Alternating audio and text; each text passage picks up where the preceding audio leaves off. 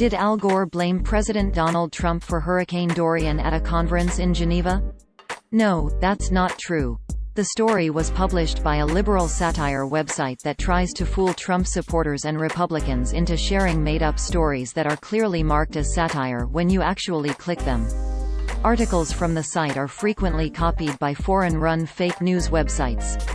The people liking and sharing these stories are enriching foreign website operators or a liberal from Maine via the ad revenue generated with the content, which is probably not what they expected or wanted. The story originated from an article published by Taters Gonna Tate on September 2, 2019 titled Al Gore, Hurricane as Result of Trump's Climate Change Denial, which opened, quote, "At the 15th Annual Global Climate Change Summit last Friday in Geneva, Switzerland, champion of a weeping Earth, inventor of the Internet, and only man to ever lose the presidency by winning the presidency told the gathered crowd of scientists and dignitaries that the current hurricane blasting the Bahamas is Donald Trump's fault." Gore believes that placing climate change deniers in key government positions and dropping cold a host of environmental initiatives has accelerated whatever magic doom spell the planet is under. There was talk of carbon emissions, melting glaciers, extreme weather patterns. Frankly, it's a wonder Alpocalypse didn't blame Trump for illegal immigration too. Oh, wait, he did. End quote. Users on social media only saw this title, description and thumbnail.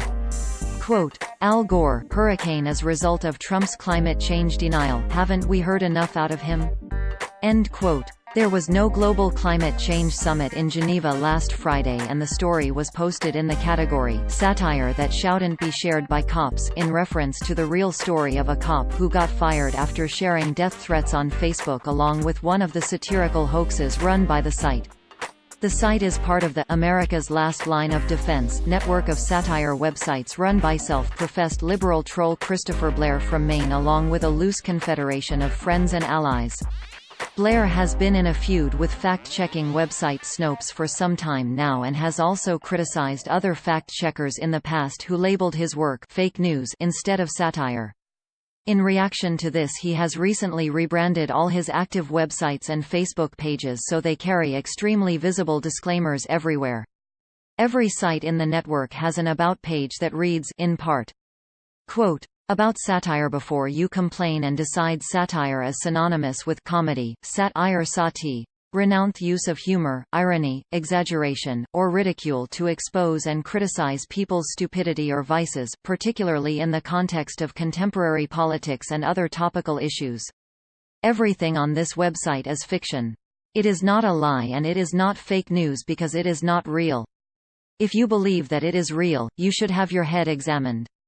Any similarities between this site's pure fantasy and actual people, places, and events are purely coincidental and all images should be considered altered and satirical. See above if you're still having an issue with that satire thing."